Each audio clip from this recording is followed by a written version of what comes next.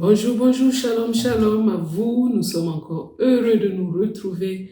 Et aujourd'hui, nous sommes le 25 juillet, c'est la fin, presque la fin de la semaine, le 6e jour, jour de domination. Et ensemble, nous allons faire une synthèse et prier ensemble sur tout ce que le Seigneur nous a donné à méditer tout au long de cette semaine. Rappelez-vous que lundi, le Seigneur nous montrait que le plus grand désir du Saint-Esprit, c'est que nous prophétisions tous. Il voulait nous voir devenir des prophètes. Et ensuite, nous avons vu le mardi que le Seigneur nous disait qu'il y avait une prophétie dans le parlant langue. Quand nous sommes dans la détresse, nous pouvons tout ramener par la prophétie.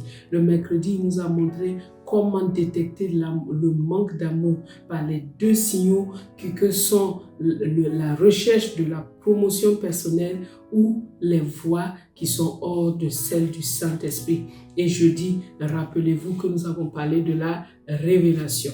Comment Dieu veut que nous puissions parler par révélation afin que notre joie soit parfaite. Alors, rappelez-vous de ces choses. Le plus grand désir du Saint-Esprit, c'est que nous soyons tous des prophètes. Ensuite, le Saint-Esprit désire nous voir vraiment ramener tout ce que l'ennemi nous a volé. Il est avec nous. Consultons-le, laissons-le nous guider et nous ramènerons tout. Et troisièmement, le Saint-Esprit veut que nous soyons motivés par l'amour. Aucune recherche personnelle de gloire, aucun désir personnel, aucune voie personnelle, mais les voies du Seigneur et la révélation. Alors que ces 4 choses que le Seigneur nous a dites tout au long de cette semaine continuent de rester dans nos cœurs et que nous en soyons enrichis. Que Dieu vous bénisse. Et aujourd'hui, nous allons prier pour le salut des âmes. Il y a certainement un frère, une sœur, quelqu'un que tu connais dans ta famille qui ne connaît pas le Seigneur. Nous allons prier pour elle et prier pour nos voisins, prier pour tous ceux qui nous entourent, qui ne connaissent pas encore le Seigneur, afin qu'ils soient sauvés. Prions ensemble.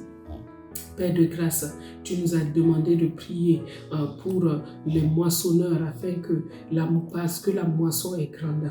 Autour de nous, il y a plein de personnes qui ne connaissent pas le Seigneur. Nous prions que tu leur envoies des Philippes, si ce sont comme des eunuques éthiopiens. Nous prions que, Seigneur, comme les femmes samaritaines, qu'un Jésus les rencontre. Nous prions, Seigneur, que tu rencontres ceux-là qui sont comme Saul de Tarse par la lumière en plein midi. Nous prions, Seigneur, ô Dieu de grâce, que tu appelles à toi des hommes et des femmes. Nous prions qu'ils soient nombreux, que leur cœur soit rendu sensible, qu'ils connaissent Jésus et qu'ils soient sauvés, que les âmes des frères et sœurs soient sauvées. Nous prions qu'afin que les hommes et les femmes soient délivrés de la mort, des morts prématurées, des séductions, de tout ce qui fait la guerre à leur âme, dans le nom de Jésus.